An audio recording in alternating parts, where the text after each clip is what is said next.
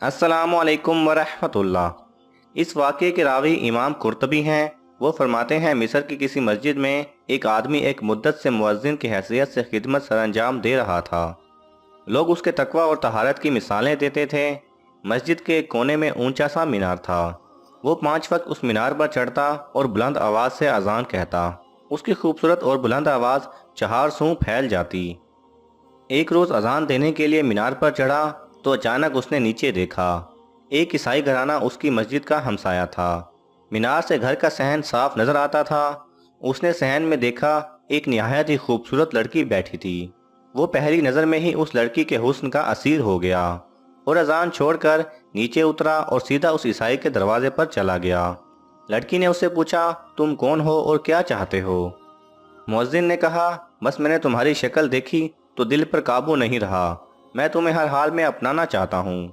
लड़की ने कहा कि मैं तुम्हारी मोहब्बत का जवाब असबात में देती हूँ, मगर यहाँ एक बड़ी रुकावट है।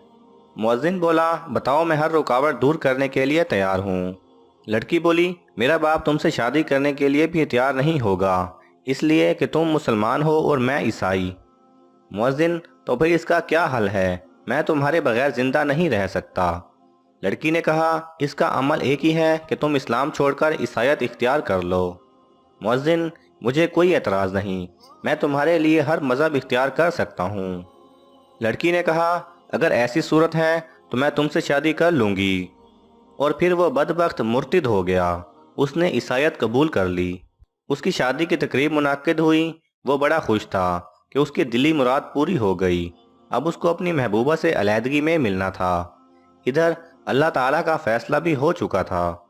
वो बदबख्त किसी काम से छत पर चढ़ा, उसका पांव फिसला और वो छत से गिरकर वासिले जहन्नुम हो गया।